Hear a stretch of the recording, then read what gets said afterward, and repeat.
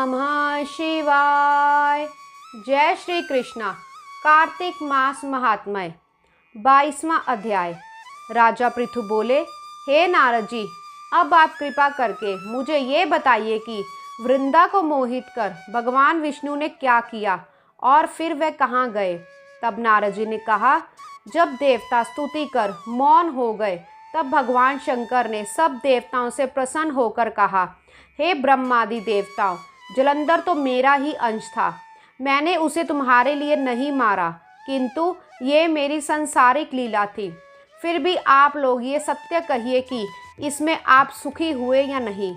तब तो ब्रह्मा आदि देवताओं के नेत्र हर्ष से खिल गए और उन्होंने शिव जी को प्रणाम करके विष्णु जी का वह सब वृत्तांत कह सुनाया जो उन्होंने बड़े प्रयत्न से वृंदा को मोहित किया था तथा वह अग्नि में प्रवेश कर परम गति को प्राप्त हुई थी।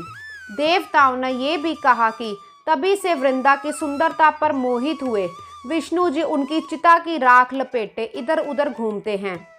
अतएव आप उन्हें समझाइए, क्योंकि ये प्राकृतिक सदा चराचर आपके अधीन है। देवताओं से ये वृत्तांत सुन शंकर जी ने उन्हें अपनी दुस्तर माया समझाई और कहा कि ये सारा जगत उसी के अधीन है। उसी से मोहित विष्णु भी काम के वश हो गए हैं, परंतु महादेवी उमा त्रिदेवों की जननी सबसे परे है। वह मूल प्रकृति परम मनोहर और वहीं गिरिजा भी कहलाती है। अतएव विष्णु का मोह दूर करने के लिए आप सब उनकी शरण में जाइए। यदि वह प्रसन्न हो जाएगी तो आपका सब कार्य हो जाएगा। भगवान शंकर की आज्ञा से सब देवता मूल प्रकृति को प्रसन्न करने चले। उनके स्थान पर पहुंचकर उनकी बड़ी स्तुति की। तब आकाशवाणी हुई, हे देवताओं, मैं 3 प्रकार से 3 गुणों से पृथक होकर स्थित होती हूँ। सतगुण से गौरी, रजोगुण से ज्योति स्वरूप हूँ। अतएव अब आप लोग मेरी आज्ञा से यदि सादर उन देवियों के पास जाओ तो ये तुम्हारे सब मनोरथों को पूर्ण कर देगी। ये वाणी सुनकर देवताओं के नेत्र खुल गए। वह भगवती का आदर करते हुए गौरी, लक्ष्मी और सरस्वती को प्रणाम करने लगे। सब देवताओं की भक्ति पूर्वक प्रार्थना से वे सब देवियां प्रकट हो गई। सब देवताओं ने प्रसन्न होकर भक्ति पूर्वक अपना निवेदन किया।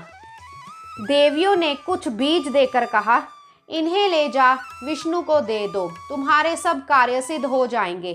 ब्रह्मा आदि देवता उन बीजों को लेकर भगवान विष्णु के पास गए। उन बीजों को वृंदा की चिता भूमि में डाल दिया, जिससे धात्री, मालती और तुलसी प्रकट हुई। भगवान विष्णु ने ज्यों ही उन स्त्री रूप वाली वनस्पतियों को देखा तो वह उठ बैठे। कामासक्त चित्त से मोहित हो उनसे याचना करने लगे। धात्री और तुलसी ने उनसे प्रीति की। विष्णु जी का सारा दुख भूलकर देवताओं ने नमस्कृत होकर अपने लोक में चले गए। अब वह पूर्ववत सुखी होकर भगवान शंकर का स्मरण करने लगी। ये आख्यान शिव जी की भक्ति देने वाला है। जय श्री कृष्णा। ओम नमः शिवाय।